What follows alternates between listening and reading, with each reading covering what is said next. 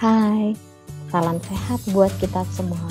Saya Yeni Mitra akan menjelaskan 4 soal job test yang diberikan oleh dosen pengampu Ibu Merintan Berliana Simbolon dengan mata kuliah Teori Akuntansi dengan 4 job test dari Ibu dosen. Next, kita lihat. Ini ada soal ujian tengah semester job test teori akuntansi. Saya screenshot ya. Di sini tertera ada 4 soal. Mari kita bahas satu persatu. Soal nomor 1. Jelaskan teori akuntansi. Mengapa akuntansi perlu teori dan mengapa kita perlu mempelajari dan memahami teori akuntansi? Teori akuntansi adalah bentuk pengertian yang digunakan untuk menunjukkan spekulasi, metodologi, dan bentuk kerangka kerja serta mempelajari bentuk pelaporan keuangan. Teori akuntansi juga membahas tentang bagaimana bentuk prinsip pelaporan keuangan tersebut diterapkan dalam industri yang berkaitan dengan akuntansi. Teori ini pada dasarnya digunakan sebagai kajian untuk memahami pelaporan keuangan dan bagaimana perusahaan atau lembaga menyampaikan laporan tersebut menggunakan cara dan strategi yang tepat. Akuntansi teori diperlukan karena membantu perusahaan dalam melakukan metode yang lebih efektif untuk mengontrol pencatatan dan pengolahan data keuangan agar lebih efisien dan akurat. Kita perlu mempelajari dan memahami teori akuntansi karena sebagai dasar pengelolaan keuangan, akuntansi adalah bahasa bisnis yang digunakan untuk merekam, mengukur, dan melaporkan aktivitas keuangan suatu entitas. Dengan memahami teori akuntansi, seseorang dapat memahami cara mengelola keuangan secara efektif, baik dalam konteks bisnis maupun individu. Selanjutnya, berguna untuk menyediakan informasi keuangan yang akurat. Teori akuntansi membantu dalam mengembangkan prinsip-prinsip dan aturan yang diperlukan untuk memastikan bahwa informasi keuangan yang disajikan dalam laporan keuangan adalah akurat, konsisten, dan dapat diandalkan. Hal ini penting dalam pengambilan keputusan bisnis, investasi, dan perencanaan keuangan. Kepatuhan hukum dan regulasi. Berbagai negara memiliki aturan dan regulasi yang mengatur penyajian laporan keuangan. Memahami teori akuntansi membantu entitas dan individu untuk mematuhi hukum dan regulasi yang berlaku dalam lingkungan bisnis mereka. Evaluasi kinerja bisnis.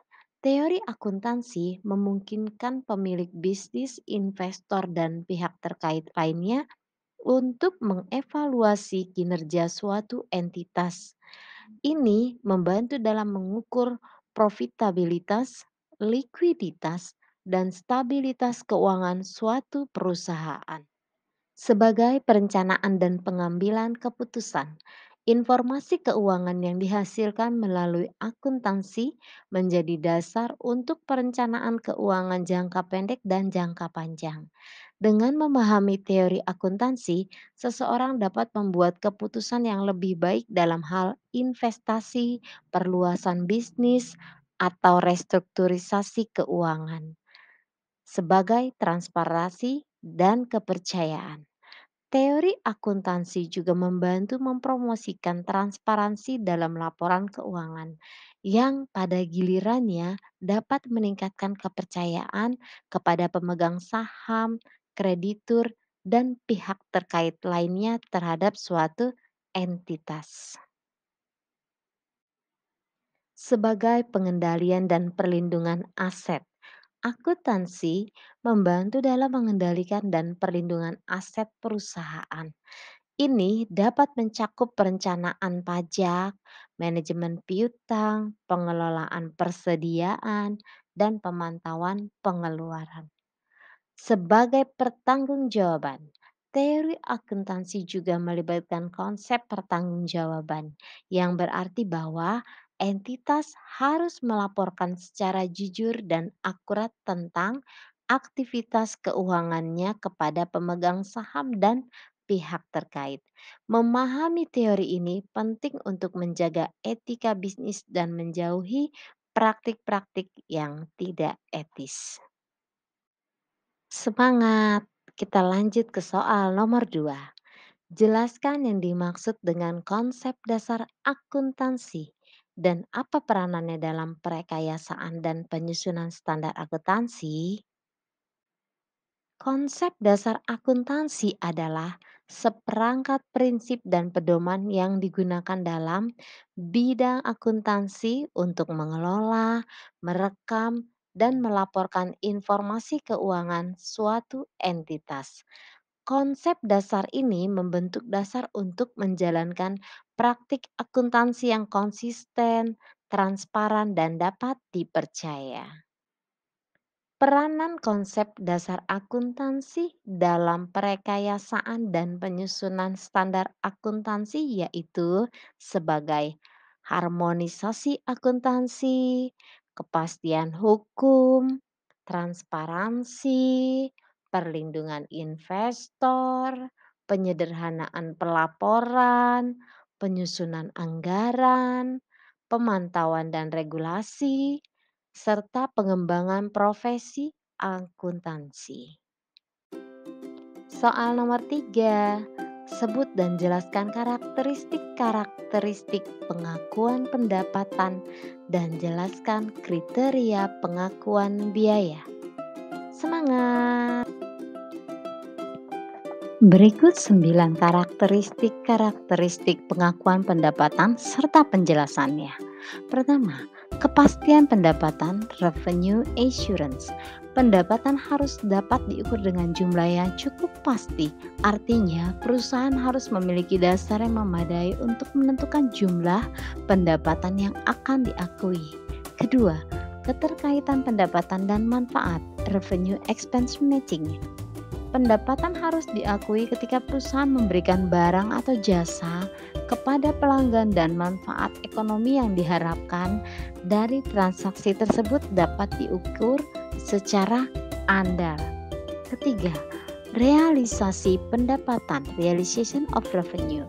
Pendapatan harus diakui saat perusahaan yakin bahwa manfaat ekonomi dari transaksi tersebut akan mengalir ke perusahaan dan pendapatan tersebut dapat diukur secara andal.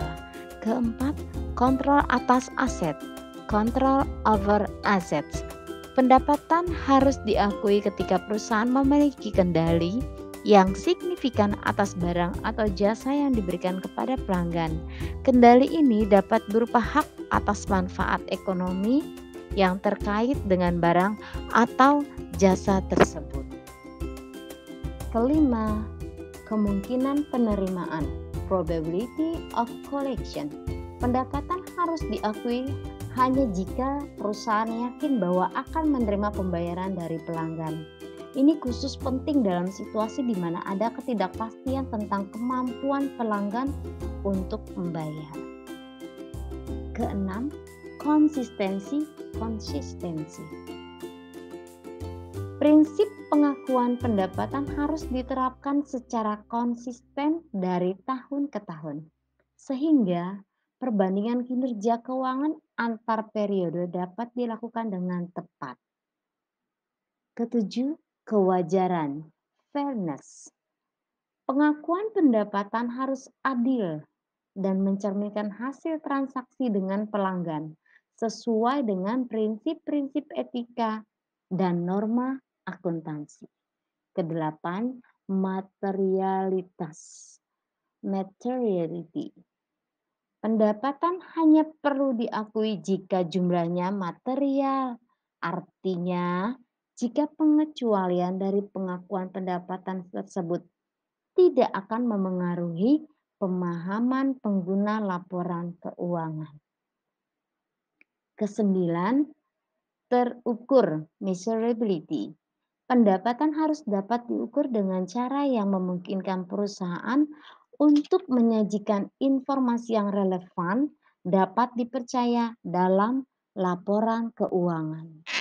Kriteria pengakuan biaya merujuk pada prinsip-prinsip dan pedoman akuntansi yang harus dipatuhi oleh perusahaan atau entitas bisnis dalam mengakui biaya-biaya dalam laporan keuangan. Prinsip-prinsip ini ditetapkan dalam berbagai standar akuntansi seperti Standar Akuntansi Keuangan (SAK) atau International Financial Reporting Standards (IFRS), tergantung pada negara dan lingkungan peraturan yang berlaku.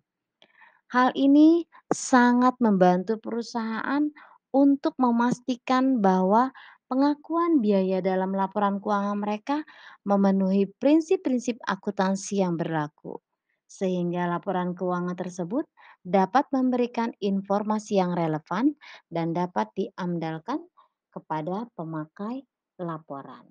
Soal nomor 4, jelaskan persamaan akuntansi dan berikan contoh dengan transaksi yang berhubungan dengan aset, hutang, modal, penjualan, dan biaya.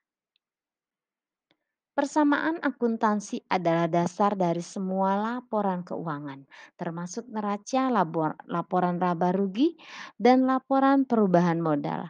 Persamaan akuntansi mendasarkan pada prinsip dasar bahwa aset harus selalu sama dengan kewajiban ditambah ekuitas pemilik.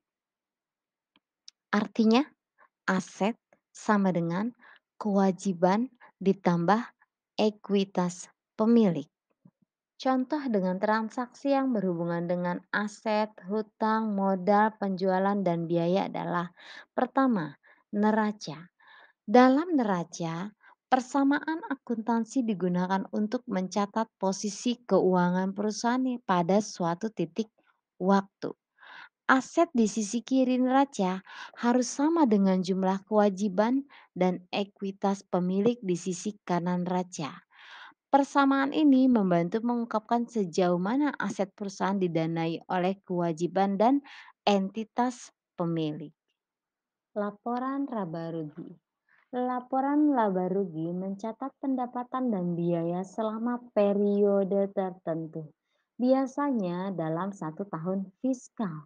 Persamaan akuntansi juga berperan di sini, meskipun tidak sejelas di neraca.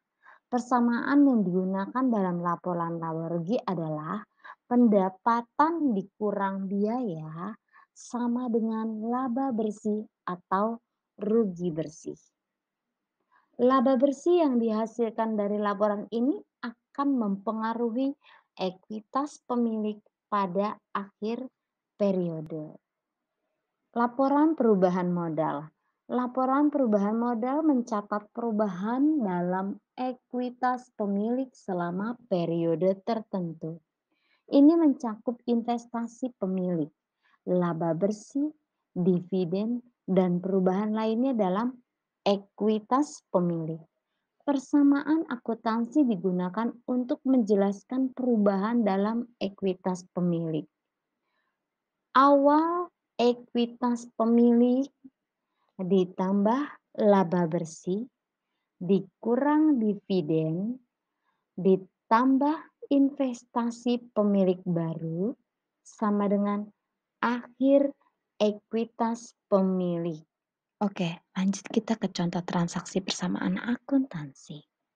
Pertama, tanggal 5 Oktober 2023 PT TDS membeli 1 unit Dell Switch sebesar Rp125 juta. Kedua, ada transaksi di tanggal 15 Oktober 2023 PT TDS menerbitkan invoice jasa kepada PT BCL sebesar Rp100 juta.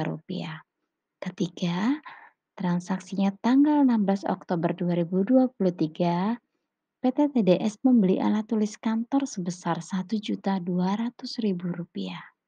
Keempat, Pada akhir periode akuntansi, data keuangan PT TDS mencatat modal awal sebesar 70 juta, modal akhirnya 65 juta, beban penjualan 4 juta, dan laba bersih 12 juta rupiah. Berapa prive yang diambil oleh pemilik perusahaan? Mari kita pecahkan bersama-sama soal 4 transaksi tadi. Pertama, persamaan akuntansi, di dalamnya itu ada aset, utang. Jurnalnya aset 125 juta, PPN pembelian 13.750.000, di kredit ada utang. Jumlahnya 138.750.000 rupiah. Untuk contoh transaksi nomor 2, persamaan akuntansi itu melibatkan pendapatan dan piutang. Jurnalnya di debit ada piutang sebesar 109 juta rupiah. Di debit juga masih ada pajak dibayar di muka. Hal ini karena kita menjual jualannya itu jasa, jadi dikenakan PPh 23 sebesar 2 juta rupiah atau 2% dari pendapatan. Di kredit ada pendapatan 100 juta rupiah dan di kredit PPN atas penjualan sebesar 11 juta rupiah. Untuk transaksi ketiga, persamaan akuntansinya itu melibatkan biaya, di mana jurnalnya adalah biaya sebelah debit 1.200.000, PPN atas pembelian ATK itu di sebelah debit 132.000, namun di kredit ada utang sebesar 1.332.000 rupiah. Untuk transaksi keempat, itu persamaan akuntansinya melibatkan modal. Di sini pertanyaannya berapa nilai prive? Prive sama dengan modal awal ditambah laba dikurang modal akhir. Sehingga prive sama dengan 70 juta ditambah 12 juta dikurang 65 juta sama dengan 17 juta.